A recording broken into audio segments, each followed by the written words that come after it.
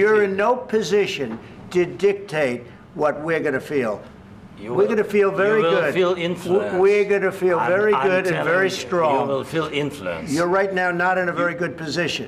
মার্কিন president Donald ট্রাম্পের সঙ্গে ইউক্রেনের প্রেসিডেন্ট ভলোদিমির জেলেনস্কির বৈঠক। হোয়াইট হাউসের ওভাল অফিসে বৈঠকের শুরুতেই বাক বিতণ্ডা। এতদিন এই দুই রাষ্ট্রনেতার মধ্যে পাল্টাপাল্টি কথার লড়াই হয়েছে অনেক, কিন্তু এবার কোনো রাগ ঢাক না রেখে মুখোমুখি উত্তপ্ত বাক্য বিনিময় হয় দুজনের। ট্রাম্প ও জেলেনস্কির মধ্যে মত পার্থক্য একসময় চিৎকার চেঁচামেচির পর্যায়ে চলে যায়। দুই নেতার বৈঠকের শুরুতেই সাংবাদিকদের সামনে জেলেনস্কিকে আক্রমণ করে বক্তব্য দেন ট্রাম্প। জেলেনস্কি তৃতীয় বিশ্বযুদ্ধ নিয়ে জুয়া খেলছেন বলে অভিযোগ করেন মার্কিন প্রেসিডেন্ট। ট্রাম্প পরিষ্কার জানিয়ে দেন, হয় জেলেনস্কিকে রাশিয়ার সঙ্গে চুক্তি করতে হবে, তা না হলে ইউক্রেনের পাশে থাকবে না যুক্তরাষ্ট্র। আর যুক্তরাষ্ট্র না থাকলে ইউক্রেনকে একাই লড়তে হবে বলেও সতর্ক করেন ট্রাম্প।